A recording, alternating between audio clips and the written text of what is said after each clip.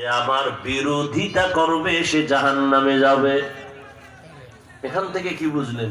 কঠিন একটা কথা এখান থেকে বুঝার। যারা নবীর অনুসরণ করে না তারা দুই দল, যে নবীর সুন্নত অনুযায়ী চলে না তারা কয় দল? এক দল আগ্রহী আর এক দল বিদ্রোহী, এক দল দরদি আর এক দল বিরোধী। যেমন উদাহরণে তো বলি, ডান দিকের একটা যুবকের জিজ্ঞাসা করলাম, বাবা তুমি দাড়ি রাখো না কেন, নামাজ পড়ো না কেন?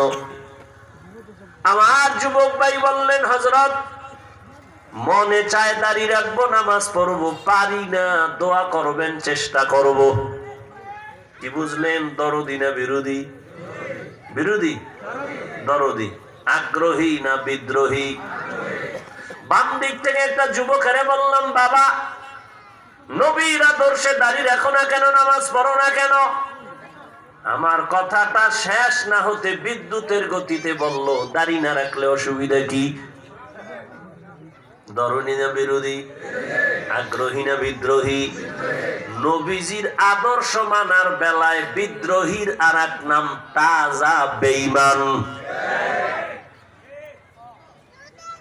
কি বুঝলেন? আবারও খুলে খুলে বলতেছি, যে লোকটা দাড়ি রাখে না তাকে গালি দেওয়া যাবে?